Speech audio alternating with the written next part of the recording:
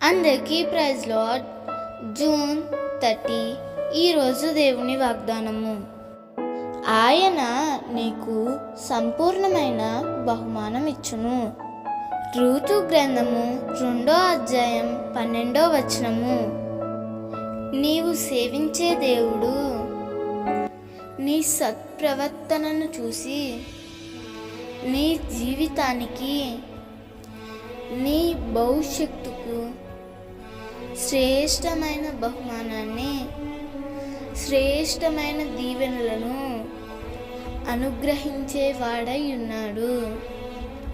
ఆనాడు రూతు మోయాబును విడిచి దేవుని ప్రజల యొద్దకు వచ్చింది. రూతు ప్రవక్తనను బట్టి రూతును ఎంతో గొప్పగా ఆశీర్వదించాడు.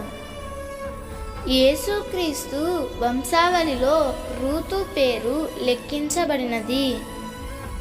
ఒక అల్పురాలను దేవుడు గనురాలిగా చేశాడు. అలాగే నీ జీవితంలో కూడా దేవుడు ఏదైనా చేయగలడు.